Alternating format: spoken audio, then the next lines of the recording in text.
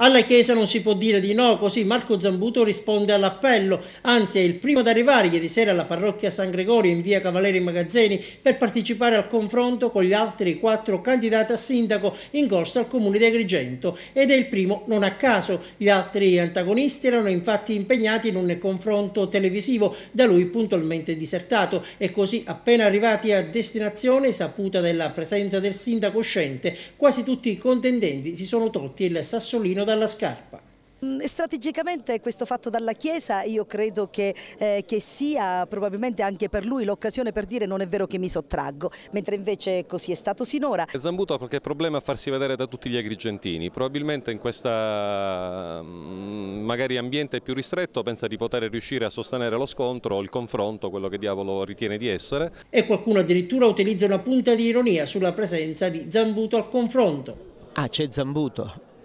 E lui, Marco Zambuto, appare comunque sereno e fiducioso. Mi faccio la campagna elettorale a testa alta, potendo guardare negli occhi tutti i miei concittadini, nella consapevolezza che in questi anni ho solo e soltanto difeso questa città.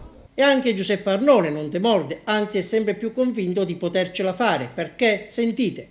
Eravamo andati con mia moglie a far combere, io mi ero fermato a posteggiare l'auto, lei era andata da un riparatore di oggetti d'oro e l'orafo ha detto: signora, ma veda che suo marito è come San Galò, nel fare 200 metri deve fare un certo numero di fermate con tutta la gente che lo vuole apprezzare, quindi si stia calma. Quindi tanti devoti. Persone che mi apprezzano. E dopo i preliminari via il dibattito al cospetto di una sala stracolma, 6 domande, 3 minuti per rispondere. Non sono mancati momenti di tensione, le battute di spirito, gli applausi e gli attacchi politici. I candidati si sono confrontati sulle criticità del territorio, lavoro, centro storico, legalità e mafia, depurazione e vivibilità, solidarietà sociale e povertà. Tra 6 mesi dall'elezione del sindaco noi chiederemo al sindaco un confronto sui primi emendamenti, gli atti amministrativi che avrà fatto. E in tema di impegni assunti, Totò Pennica invita gli organizzatori a guardare lo specchietto retrovisore.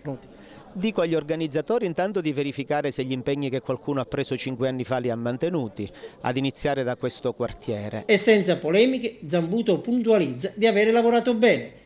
Ho il vantaggio di aver amministrato in questa città con le mani pulite, di aver affrontato i problemi, di non essermi messo un euro, di non avere fatto interessi assolutamente personali. Non è molto d'accordo Giampiero Carta, che apre così una finestra per la speranza degli agrigentini. Noi oggi offriamo la mia candidatura, che è una candidatura limpida, può piacere o non piacere, ma siamo quelli che siamo e quindi non ci nascondiamo. Bastone e carote per Zambuto arrivano invece da Giuseppe Arnone. Ho fatto a Zambuto di avere per una fase della sua amministrazione governato come il miglior sindaco di Agrigento e di avere però via via nell'ultimo anno e mezzo abbandonato quel profilo per assumere un nuovo profilo, diciamo, degno dei suoi predecessori. E Mariella Lobello dribbla le critiche e si lancia sulle sfide da portare avanti. Vogliamo anche parlare soprattutto della città e cosa c'è da fare.